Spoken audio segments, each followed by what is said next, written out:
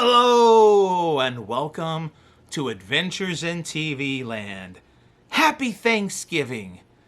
Now, the last couple years for Thanksgiving, I have read a children's story, and this year, I do not know if this will happen every year now because it is will becoming increasingly difficult to find a good children's Thanksgiving book to read. However, this year I'm going to continue, and we are going to read If You Were a Kid at the First Thanksgiving. Now, these books, if you were a kid at the whatever the holiday or time in history is, they're a little bit different from your traditional, just straightforward children's story. I will not read everything in here because the first page kind of sets the premise for everything.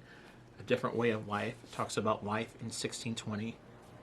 There's probably more words here than are in the typical children's book. But it just kind of sets the tone, everything. And then it introduces our characters in the story, the two main characters. We have Miles Allerton, who is a young pilgrim boy. And we have Aquina, who is a Native American girl. And then throughout these pages of the story, this is where we'll actually start reading the story. But on the opposing side, there are little snippets, historical facts. So it fills in some information about things. So it's, if you would get this book by chance, check it out. This information is a lot more detailed. It fills in the history and gives you a lot more information. So it's a little bit, like I said, it's a little different, a little bit more detailed than a typical straightforward children's book, but it's a pretty good story overall. So here we go.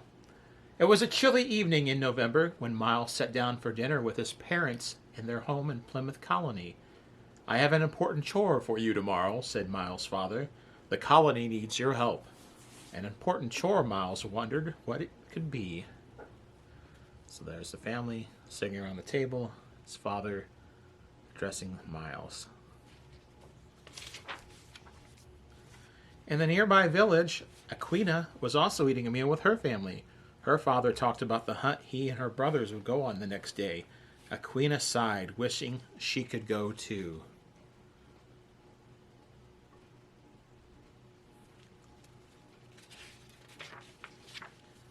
Before going to sleep that night, Aquina stood outside and gave thanks for the day.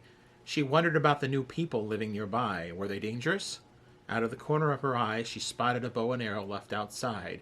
She quickly hid them under her dress to keep for herself. Then she slipped inside to sleep. Slipped inside to sleep.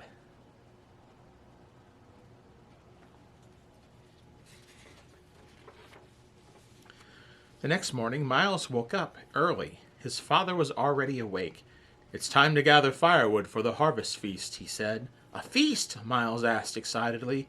"Yes, we have been living here for a year. It is time to celebrate and give thanks for all the food we have grown and eaten."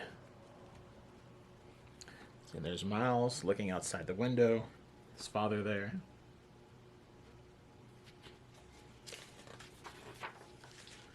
Aquina woke up to hear her father and brothers leaving for the hunt. Feeling the bow and arrow beneath her blanket, she wondered if she should follow. Watching her mother sleep peacefully, she decided that she would never have such a good chance. She quickly grabbed supplies and snuck off into the woods behind her family. See, there's Aquina's mother asleep, and there's her hiding behind the rock, waiting for her opportune time to sneak off. After working hard all morning gathering wood, Miles sat down on a tree stump to rest. Suddenly he heard a loud snapping sound. He turned to see a girl slip and fall in the woods. He ran to her and offered his hand to help. "Hello," he said. Aquina shook her head. She did not speak English. "Miles," he said, pointing to his chest. "Aquina," the girl said with a smile. And then we have Miles and Aquina.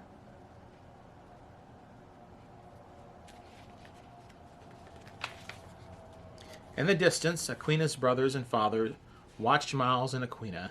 Was this boy trying to hurt her? Just then they all heard shots being fired. Aquina was frightened by the noise. She grabbed her bow and arrow and ran deeper into the woods to her family. Miles sighed. He thought he had made a new friend, but now she was gone. He touched his aunt's necklace in his pocket. It always made him feel better. See Miles here. There's Aquina running away. After hearing what I am assuming was gunshots, but let's see. Later that evening, Aquina's father scolded her for following along. Then he explained the loud noises they had heard. It was simply the English firing guns as they hunted. They were planning a feast, and they had invited Aquina's family to join.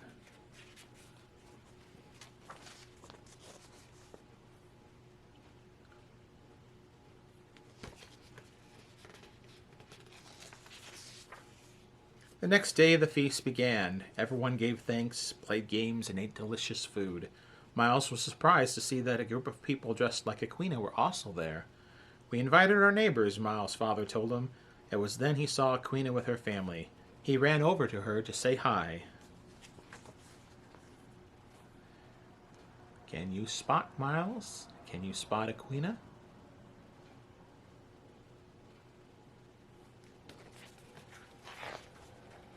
Aquina looked at Miles with suspicion. Miles wondered how he should show her that he wanted to be friends. He pulled his aunt's necklace from his pocket and offered it to Aquina. Aquina put it on and smiled proudly. Later on, she took Miles' hand to show him a traditional game. They were both excited to have a new friend. And for those of you who might be paying attention to because I'm not reading all the little historical, the side notes, but do you know who that gentleman there is? If you live in Illinois, he's watching you. He's always watching you. And that brings us to the end of the story. The last part here is a timeline and it kind of shows you the journey of the Mayflower from England to New England, how they traveled, and because they didn't just stop at Plymouth. Plymouth was not the first stop. It's not where that ended up being their last stop. And there is a glossary here at the very end as well. So there we have it. If you were a kid at the first Thanksgiving. So I hope you have enjoyed this Thanksgiving story. And for anyone who is listening and watching, if you do happen to listen to this on Thanksgiving, I hope you are around Thanksgiving holiday. I hope you have a very happy Thanksgiving. And I thank you for watching. Until next time, that's a wrap.